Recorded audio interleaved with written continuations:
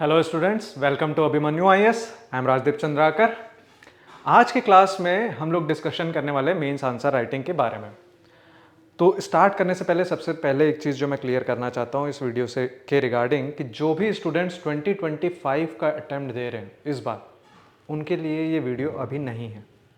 क्यों नहीं है उनके लिए?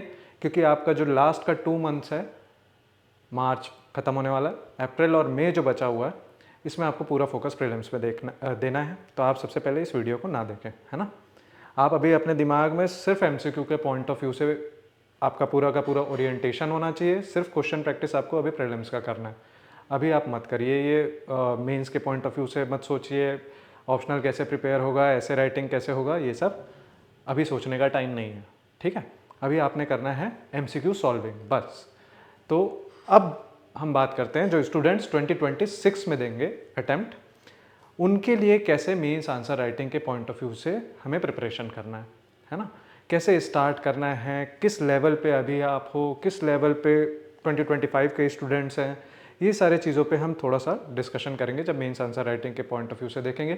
किस किस टाइप का रिक्वायरमेंट होता है एक आंसर में, कौन सा आंसर जो है वो अलग होता है as compare to the average answer, कितने एवरेज आंसर लिखते हैं, कितने बेस्ट आंसर लिखते हैं एक पेपर में एक स्टूडेंट, ये सारे की सारी चीज़ें बात करेंगे हम। ठीक है, सेकंड चीज़, जब 2025 के स्टूडेंट्स की मैं बात कर रहा हूँ तो उनके लिए हम जैसे उनका प्रीलिम्स ख़त्म होगा वैसे ही हम मेंस आंसर राइटिंग में शुरू से फ्रॉम द फर्स्ट डे, मतलब 1-2 दिन के गैप के बाद, क्योंकि थोड़ा रेस्ट भी चाहिए, from the first day we will start the mains answer writing batch, mains answer writing practice, क्योंकि वो फिर उसके बाद सबसे इंपॉर्टेंट चीज़ हो जाएगा जो 2025 के स्टूडेंट्स हैं।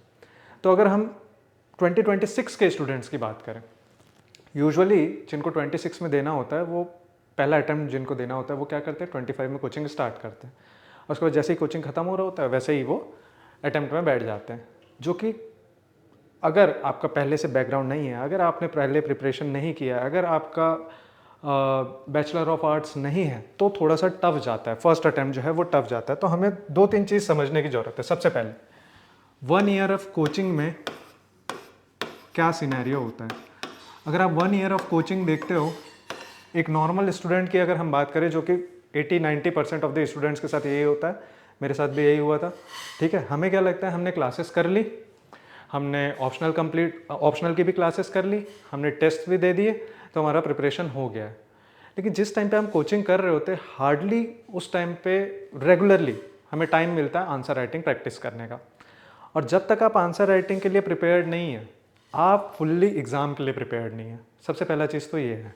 ठीक है, अब जिस टाइम पे आप कोचिंग कर रहे हैं, सपोज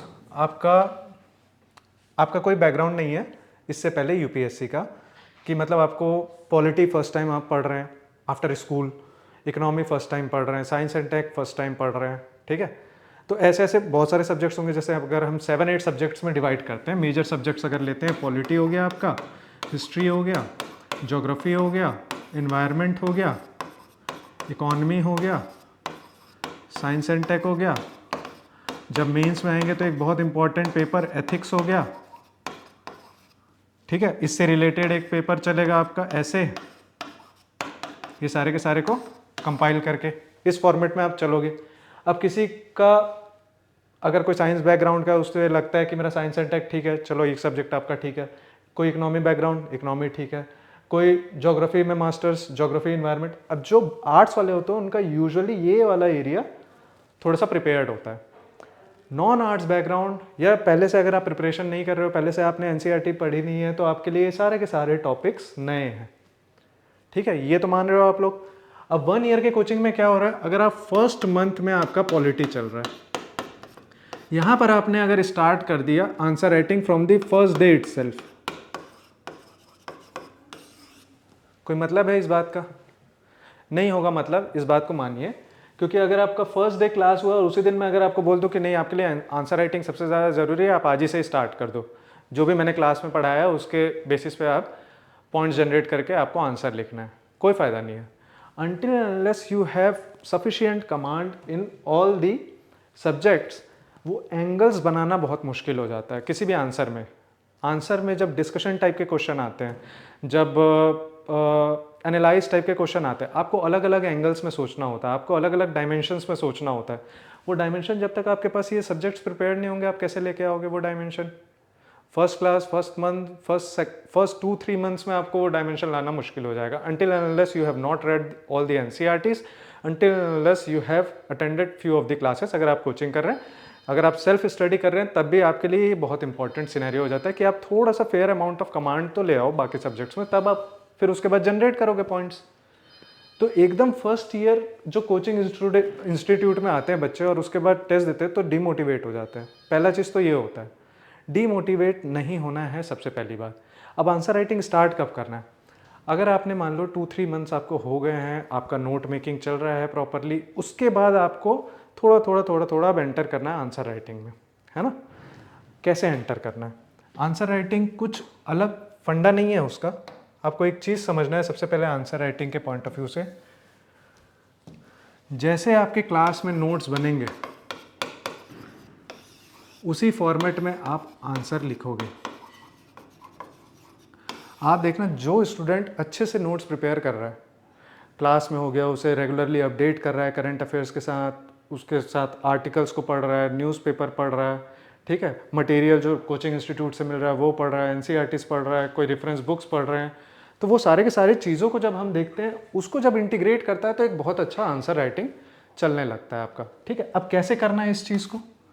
सपोज़ ये आपका एक A4 साइज़ का शीट है, आपके पास ये नोट्स का एक शीट है, आपको जो क्लास में डिक्टेशन चल रहा है आप यहाँ पर लिखते जा रहे हो, लिखते जा रहे हो, लिखते जा रहे हो, और आपने एक मार्जिन छोड़ा हुआ है।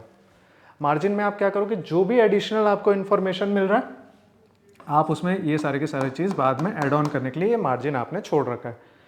इस फॉर्मेट में आप सबसे पहले तो नोट्स को कंसोलिडेट करोगे, तो होगा क्या, आपके पास बेसिक मटेरियल भी आ जाएंगे, फर्दर अगर कोई अपडेशन होता है करंट का वो भी आने लगेगा यहाँ पर, तो आपका कंसोलिडेशन होने लगेगा। यही तो रिक्वायरमेंट होता है एक आंसर का कि आप करंट कॉन्टेक्स्ट में लिखो, एग्जांपल्स प्रोवाइड करो करंट कॉन्टेक्स्ट में, है ना। ये सारे के सारे चीज़ें आपको देखना है। दूसरा चीज़, एक होता है आप नॉर्मल पैराग्राफ फॉर्मेट में लिखते जा रहे हो, लिखते जा रहे हो, लिखते जा रहे हो, लिखते जा रहे हो। दूसरा, इसी में आप कोई स्टूडेंट होगा जो इंटीग्रेट करेगा कि यार चलो मैं एक सब हेडिंग ले आता हूँ, इसमें सब हेडिंग में डिवाइड कर देता हूँ इसको, ठीक है। अगर टीचर बता रहे हैं that is well and good, अगर नहीं बता रहे हैं तो फिर आपको वो ये चीज़ देखना है कि न्यूज़पेपर में तो सब हेडिंग फॉर्मेट में आ रहा है, तो मैं सब हेडिंग यूज़ करने लग जाता हूँ। मैं काम करता हूँ, कोई पाई चार्ट बना लेता हूँ इसी में। ये सारे के सारे चीज़ एग्जाम हॉल में आपको नहीं समझ में आएगा, अचानक से प्रकट नहीं होगा। ये आपको पहले से प्रिपेयर करके रखना होगा। आपको ग्राफ्स बुक्स से निकाल के रखने होंगे कि हाँ यार मैं ऐसे कोई पिक्टोरियल रिप्रेजेंटेशन कर सकता हूँ आंसर्स में। जब वो नोट्स में होगा तब आपके आंसर शीट में दिखाई देगा, ठीक है। इस फॉर्मेट में आपको प्रिपरेशन करना है, अलग अलग डायमेंशंस पे सोचना है, अलग अलग फ्लो चार्ट्स आपको बनाने हैं कि हाँ ये दुनिया भर के एंगल चल रहे हैं जो हमने सब्जेक्ट्स लिख रखे हैं उन सब्जेक्ट्स पे, कि किसी भी एक इशू का कोई पॉलिटिकल एंगल भी हो सकता है, कोई हिस्टोरिकल एंगल भी हो सकता है, किस रीजन में वो हो रहा है उस पॉइंट ऑफ व्यू से जोग्राफिकल एंगल हो सकता है, इन्वायरमेंट को इम्पैक्ट कर रहा है सस्टेनेबिलिटी के पॉइंट ऑफ व्यू से इन्वायरमेंटल एंगल हो सकता है, इकोनॉमिक एंगल तो मोस्टली इशू का होता है, ठीक है। After all it is all about economy, ऐसा वाला सिनेरियो आप मान के चल सकते हो। साइंस एंड टेक के पॉइंट ऑफ व्यू से जब आप उसमें कोई इमर्जिंग टेक्नोलॉजीज बता रहे हो, जब आप कुछ नई चीज़ों को बता रहे हो, ठीक है, ये वे फॉरवर्ड बता रहे हो, स्ट्रेटेजीज बता रहे हो, how to deal with the issue, वहाँ पर साइंस एंड टेक का रोल आ जाता है। और एथिक्स जो है, ये सारे को जब आप कंबाइन करोगे तो एथिक्स, मोरालिटीज़ और वैल्यूज़ पे आपका एक पॉइंट बनता है। ज़रूरी नहीं है हर आंसर में हम एथिक्स के पॉइंट ऑफ व्यू से लिखें, बट यहाँ पर भी आप एक पॉइंट ला सकते हो कि एक एथिकल एंगल है। इन्वायरमेंटल एथिक्स के पॉइंट ऑफ व्यू से medical ethics, sports ethics, corporate ethics, business ethics, political ethics, ऐसे मल्टीपल आपको एथिक्स दिखाई देंगे जब आप एथिक्स का पेपर देखते हो, तो है ना, एथिकल वैल्यूज़ दिखाई देंगे, ठीक है। तो इस फॉर्मेट में आप आंसर लिखने लगते हो। ये कब होगा, जब आपके सारी चीज़ कंसोलिडेटेड है। सो धीरे धीरे धीरे धीरे धीरे धीरे आंसर राइटिंग का बिल्टअप होता है। So answer writing is about 2 things. First is consolidation, और इसमें आप नोट्स, मटेरियल सब चीज़ ले आओ। And second thing is regular practice.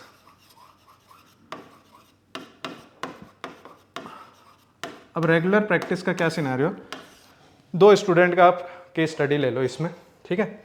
एक स्टूडेंट है जो क्लास में टीचर कुछ भी पूछ रहा है उसको सब कुछ पता है, आंसर सारे दे रहा है, वो सब स्टूडेंट को लग रहा है इसका क्लियर नहीं हुआ तो किसी का क्लियर नहीं हो सकता, ऐसा वाला सिनारियो ए। ठीक है, एक स्टूडेंट ऐसा लग रहा है कि यार ये तो गुमसुम बैठे रहता है, कुछ बोलता नहीं है, इसको शायद पता नहीं होगा, कुछ भी नहीं है, but this student is doing regular MCQ practice, regular answer writing practice. कम से कम इसने ऐसा रूटीन बना लिया कि यार एक आंसर तो मैं लिख के ही सोऊंगा डेली, कुछ भी करूं। सवेरे उठूंगा तो न्यूज़पेपर तो पढ़ूंगा ही पढ़ूंगा, नहीं तो फिर नहीं कुछ करूंगा, आज मैं जाऊंगा नहीं क्लास, ऐसा वाले रूटीन में बैठा हुआ है। ये स्टूडेंट ऐसा है, सारे क्लासेस अटेंड है, टीचर का एकदम फेवरेट है ये, ठीक है, और आंसर देने में क्लास में एकदम आगे है, ठीक है। बट ये प्रैक्टिस नहीं कर रहा है जो ये सब चीज़ कर रहा है। ये 2 केस स्टडीज़ है, किसके निकलने के चांसेस ज़्यादा होंगे आपको पता है, ठीक है। ऐसे आप दुनिया भर के केसेस देखे होंगे, पहले भी देखे होंगे, यूपीएससी में तो ये बहुत ज़्यादा होता है, ठीक है। मेजॉरिटी ऑफ द केसेस किसके निकलने के चांसेस होंगे, मेरे को ये आंसर करने का ज़रूरत नहीं है। अगर नहीं पता है तब भी कमेंट बॉक्स में बता देना कि है कि नहीं है, ठीक है। जब आप ये सब चीज़ देखते हो फिर हम आते हैं कि what is the requirement of an answer, of an ideal answer. सबसे पहले तो यही चलता है, आइडियल आंसर कौन सा है, किस आंसर को 10 आउट ऑफ 10 मार्क्स मिलेगा, 15 आउट ऑफ 15 मार्क्स मिलेगा, है ना, मिल सकता है definitely. We have to look upon as far as the highest marks is concern. Highest marks में ही हमको जाना है, ऐसा नहीं है कि एवरेज मार्किंग होता है, नहीं 15 में से 5 ही मिलता है, 15 में से 7.5 से ऊपर नहीं मिलता है, 10 में से 5 से ऊपर नहीं मिलता है, अगर 10 में से 5 मिल रहा है that is a very good answer, ऐसा नहीं है, ठीक है। आप 10 में से 8 भी ले सकते हो, 10 में से 7 भी ले सकते हो, 10 में से 9 भी ले सकते हो। 10 आउट ऑफ 10 का थोड़ा सा प्रोबेबिलिटी कम हो जाता है बिकॉज सब्जेक्टिव पेपर है ना। ऐसा नहीं है कि आपने ऑप्शन सेलेक्ट कर लिया, आपका 100 आउट ऑफ 100 या मैथ्स का आपने थ्योरम सॉल्व कर लिया, हेंस प्रूव्ड हो गया तो फाइनल हो गया। सो 10 आउट ऑफ 10 नहीं, बट 8, 7 इस रेंज में तो हम जा ही सकते हैं अगर बहुत अच्छा आंसर है तो इसमें बहुत सारी चीज़ें मैटर करती है। क्या क्या चीज़ मैटर करती है, क्या क्या चीज़ आपको देखना है, इसका भी इस पूरे डायग्राम के बाद भी एक प्री रिक्विजिट होता है कि आपको क्या होना चाहिए एक आंसर में। सबसे पहले आपको थोड़ा सा वर्क करना पड़ेगा हैंड राइटिंग पे। Handwriting clear, legible, without any grammatical error, ठीक है। ग्रामेटिकल एरर अवॉइड करना है। Add good sentence formation with simple language, ठीक है। ये सब चीज़ हम प्री रिक्विजिट मान के चल रहे हैं। उसके बाद हम आएंगे कि हाँ अब क्या है आर्ट आंसर राइटिंग का, ठीक है। तो हैंड राइटिंग और वो सब चीज़ पे आपको वर्क करना पड़ेगा, hand writing, grammar and clear cut sentence formation. After that what is required, after that first thing is you should understand the question, analyze the question and understand the key points। कैसे analyse करेंगे questions अगर हमारे सारे subjects ही cover नहीं हुए हैं, अगर हम फर्स्ट मंथ या सेकंड थर्ड मंथ में हैं अपने कोचिंग इंस्टीट्यूट के, नहीं कर सकते हम, है ना। तो वो थोड़ा सा टाइम टेकिंग जर्नी होता है। इसीलिए यूजुअली जो कहा जाता है ना कि यूपीएससी का जो प्रिपरेशन है, it is a preparation which takes 2-3 years. Why? In the first year you first get familiar with the subject, after that you do the practice. सिर्फ कोचिंग में क्लासेस अटेंड करने लेने से अगर क्लियर हो रहा होता तो फिर सबका क्लियर होना चाहिए, जितने लोग का 100% अटेंडेंस है ना, सबका क्लियर होना चाहिए। सारी क्लासेस अटेंड किए उन्होंने, सारे चीज़ पढ़े हैं, लेकिन बहुत सारे फैक्टर्स प्रैक्टिस पे, बहुत सारे नहीं, सारे फैक्टर्स प्रैक्टिस पे डिपेंडेंट है कि आप कंसिस्टेंटली कैसे प्रैक्टिस कर रहे हो, आप कंसिस्टेंटली कैसे इंप्रूव करने की कोशिश कर रहे हो, अपने आंसर राइटिंग स्किल्स को कैसे एनहांस करने की कोशिश कर रहे हो। वो कैसे होगा, आपने सारे सब्जेक्ट्स कवर किए एक साल में, उसके बाद न्यूज़पेपर भी पढ़ रहे हो and then on that basis आप एनालाइज करने की क्वेश्चन को एनालाइज करने की कोशिश कर रहे हो। कैसे कि अगर ये क्वेश्चन पूछ रहा है इसका कोई करंट रिलेवेंस है क्या, क्या क्या इसमें पॉइंट्स ऐड कर सकते हैं हम, इकोनॉमिक एंगल से सोचेंगे तो क्या हो सकता है, किस डायरेक्शन में जाना है, क्या ओपिनियन फॉर्म करना है, इस टाइप के आपके दिमाग में क्या चल रहा है, ब्रेनस्टॉर्मिंग चल रहा है, कंटिन्यूअस ब्रेनस्टॉर्मिंग हो रहा है। जैसे ही आप क्वेश्चन पढ़ रहे हो आप स्टिल नहीं रह पा रहे हो कि हाँ यार मेरे को क्या करना है, इसमें क्या लिखूँ मैं, ऐसा वाला सिनेरियो आपके दिमाग में चल रहा है। जब ये ब्रेनस्टॉर्मिंग होने लग जाए और आपको पॉइंट्स, आप मल्टीपल पॉइंट्स सोचते रहो, आप समझ जाओ आप उस मोड में आ रहे हो धीरे धीरे अब, है ना, कि अब आप आंसर राइटिंग के लिए तैयार हो गए हो, ठीक है। फिर उसके बाद सेकंड एस्पेक्ट आता है आपका structuring of the answer in a logical and coherent manner. Structuring कैसे करना है, स्ट्रक्चरिंग का सिनेरियो बहुत ज़्यादा डिपेंडेंट होता है स्टैटिक पार्ट पे। जब आप कोई भी स्टैंडर्ड बुक पढ़ते हो, एनसीईआरटी पढ़ते हो फॉर दैट मैटर, उसमें एक स्ट्रक्चर में चलता है कोई भी चैप्टर, एक हेडिंग होगा चैप्टर का, उसके बाद सब हेडिंग्स होंगे, उसी फॉर्मेट में आपका आंसर भी चलना चाहिए। अगर सपोज क्वेश्चन का डिमांड है पॉलिटिकल और आपने स्टार्ट कर दिया आर्ट एंड कल्चर या इकोनॉमी से, तो वो तो प्रॉपर फ्लो नहीं हुआ। आर्ट एंड कल्चर इकोनॉमी के पॉइंट्स लेके आना, आप टुवर्ड्स द एंड लेके आओ। आप शुरुआत ही करोगे जब पॉलिटिकल डिमांड है तो आप पॉलिटिकल पॉइंट से स्टार्ट करोगे, है ना। तो स्टैटिक उस चीज़ को थोड़ा सा वे देता है, जो स्टैटिक पोर्शन होता है किसी भी उसका। तो आप जिस फॉर्मेट में नोट्स बनाते हैं, जिस फॉर्मेट में आपका डिक्टेशन हो रहा है, जिस फॉर्मेट में आप मटेरियल पढ़ रहे हो, आप उस फॉर्मेट में स्ट्रक्चरिंग कर सकते हो, आंसर्स को, पॉइंटर्स को सोच सकते हो। तो अब होगा क्या, जो ये हमने बनाया शीट नोट्स के फॉर्मेट में, यहाँ पर तो हमारा 3-4 पेज में एक टॉपिक कंप्लीट हो रहा है। जब हम प्रैक्टिस कर रहे हैं, जब रिवाइज कर रहे हैं इसको, तो हमें क्या करना है, इस टॉपिक का पहले ही 4-5 पॉइंट का एक स्ट्रक्चर बना के रख लेना है कि अगर इस टॉपिक से कोई क्वेश्चन आता है, ये मेरा फ्लो होगा आंसर का। उसके बाद रिस्ट्रक्चरिंग होगा इसमें definitely on the basis of demand of the question, but in general flow ये होगा स्टैटिक पोर्शन में। ठीक है, जब मेरे पास ये सारे के सारे हथियार रहेंगे तभी तो मैं देखूंगा ना कि किसको यूज करना है, कब यूज करना है, कैसे करना है। ठीक है, उस पॉइंट ऑफ व्यू से। देन नेक्स्ट सेकंड थिंग, अब इस पे क्या देख रहे हैं, फिर से स्ट्रक्चरिंग के पॉइंट ऑफ व्यू से ही अगर देखें, सेकंड सिनेरियो आपको यहां पर देखना है करंट कॉन्टेक्स्ट। ठीक है, कि करंट कॉन्टेक्स्ट कैसा बैठ रहा है। इंट्रो में अगर बैठ रहा है इंट्रो में डालेंगे, बॉडी में अगर आ रहा है बॉडी में डालेंगे। आपको इन जनरल आप अगर देखते हो तो सबसे पहले आंसर लिखने के लिए हम नॉर्मल जो सिनेरियो होता है, इंट्रो, बॉडी, कंक्लूजन, ये तो सबको पता होता है जब फर्स्ट डे क्लास में जाते हैं कि इसी फॉर्मेट में आंसर राइटिंग करना है। पर इंट्रो में क्या आएगा, बॉडी में क्या आएगा, कंक्लूजन में क्या आएगा, this will vary as per the demand of the question. ठीक है, कहीं पर डेफिनेशन आएगा, कहीं पर करंट कॉन्टेक्स्ट आएगा। ठीक है, कहीं पर आपके पास डेटा बहुत ज़्यादा होगा, कहीं पर डेटा डेफिशिएंसी होगा। ये सारे की सारी चीज़ों को कैसे डील करना है, ये स्ट्रक्चरिंग पे डिपेंडेंट होता है। जब आपने स्ट्रक्चरिंग सीख लिया, अपने जो ब्रेन स्टॉर्मिंग हो रहा था, यहाँ पर जो ब्रेन स्टॉर्मिंग हो रहा था उसको आप चैनलाइज करना सीख गए, then structuring of answer will start. Second, language के पॉइंट ऑफ व्यू से सिंपल एंड कंसाइज लैंग्वेज, जब हम हैंड राइटिंग की बात कर रहे थे, उसी के साथ साथ आप सिंपल एंड कंसाइज लैंग्वेज में लिखना बेटर होता है। पर अभी कल ही एक स्टूडेंट से जब मैं बात कर रहा था, उसने बोला सर मैं लॉ बैकग्राउंड से हूँ, तो मेरा थोड़ा सा, मुझे टीचर्स बोलते हैं कि आपका लैंग्वेज थोड़ा फ्लावरी है, इसको आप सिंपल लिखो। ऐसा नहीं है, अगर आपका लैंग्वेज स्ट्रॉन्ग है that is a good thing. Examiner knows the language, examiner has much better command than you as far as language is concern. तो अगर आपका लैंग्वेज में कमांड नहीं है, या जो इन जनरल नहीं होता है, ठीक है, as far as because we are bilingual, ठीक है, तब आप सिंपल एंड कंसाइज लैंग्वेज में लिखो। लेकिन आपका लैंग्वेज में बहुत अच्छा कमांड है, अगर इंग्लिश में आप पेपर दे रहे हो, आपका इंग्लिश में बहुत अच्छा कमांड है, तो उसको सिंप्लीफाई करने की जरूरत नहीं है आपको। आप अपने आइडियाज़ को एक्सप्रेस होना चाहिए, बस इस चीज़ पे ध्यान देना है आपको। ठीक है, तो वो आइडियाज़ एक्सप्रेस होने चाहिए। Then provide relevant and accurate information to support arguments. ये बहुत इंपॉर्टेंट पॉइंट है कि आपको relevant information, accurate information provide करना है। दूसरा है use facts, figures and examples to back up points. ये दोनों का दोनों पॉइंट ऑलमोस्ट सिमिलर है, पर इस चीज़ में आपको समझना है कि क्या नेसेसिटी है। सबसे बड़ा जो इशू आता है स्टूडेंट्स के दिमाग में कि कितना फैक्ट डालें, कितना फिगर डालें, लिखना चाहिए कि नहीं लिखना चाहिए। कई लोग बहुत ज़्यादा डाल रहे हैं, मेरे से उतना नहीं हो रहा है, ये वाला सब डाउट आता है दिमाग में। इसको कैसे क्लियर करना है, आपको एक सिंपल सा लॉजिक आप ये सोचिए, जितने 15,000 बच्चे, 14,000 बच्चे अगर प्रीलिम्स क्लियर कर रहे हैं, अगर उन बच्चों से पूछा जाए what is basic structure of the constitution, पता होगा, सबको पता होगा, फिर हर कोई वो क्वेश्चन अटेम्प्ट करके आएगा।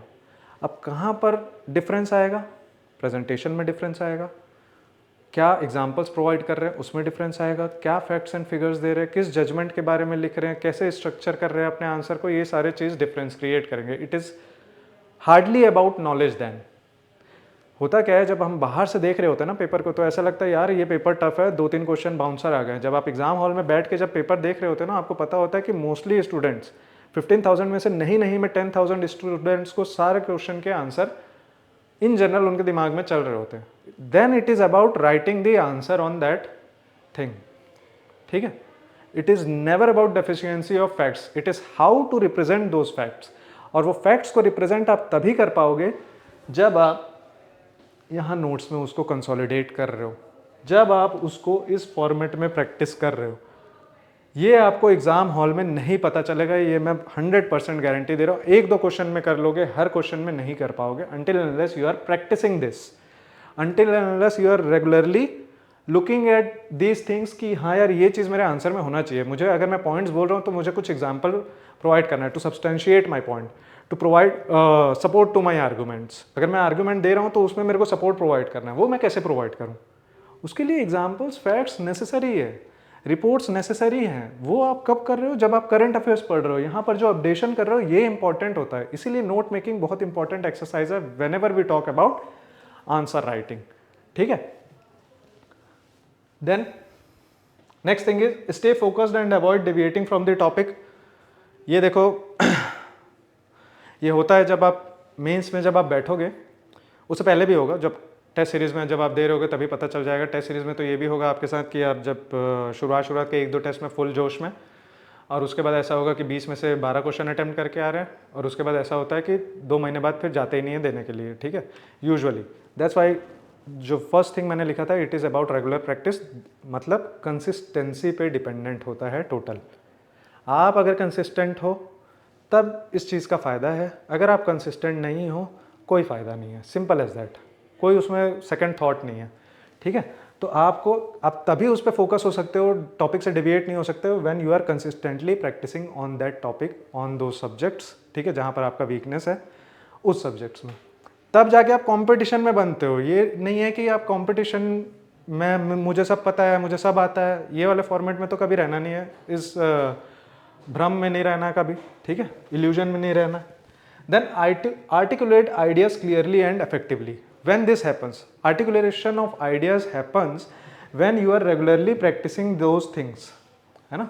जब आप रेगुलर न्यूज़पेपर पढ़ रहे हो, जब रेगुलरली आप देख रहे हो, तब आपको आर्टिकुलेशन दिखाई देगा, otherwise there will be hardly any articulation. Articulation करने के लिए आपको थोड़ा अपना जो एरिया है वो स्प्रेड करना पड़ेगा, आपको रीडिंग जो है वो स्प्रेड करना पड़ेगा, तब जाके आर्टिकुलेशन होगा। अदरवाइज आप सिंपल लैंग्वेज में रहोगे, फैक्ट्स का डेफिशिएंसी आपको दिखाई देगा।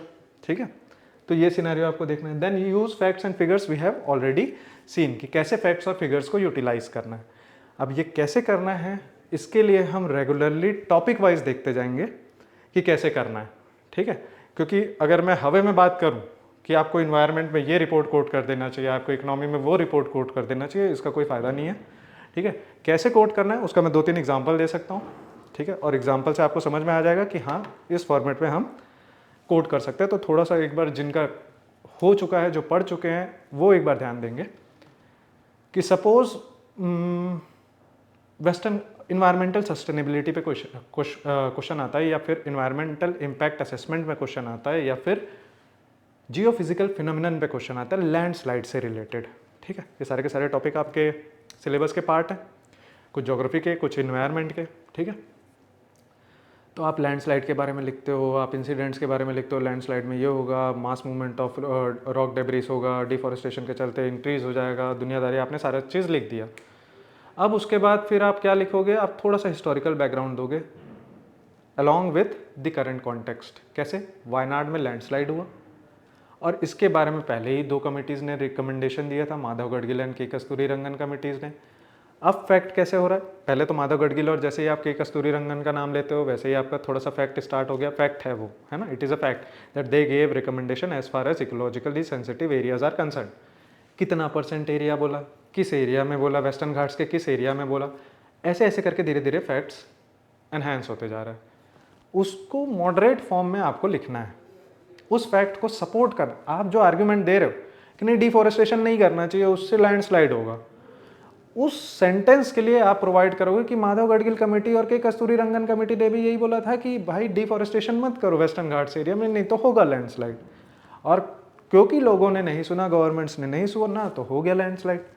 तो आपका आर्ग्यूमेंट को सपोर्ट मिल गया through fact by the use of reports.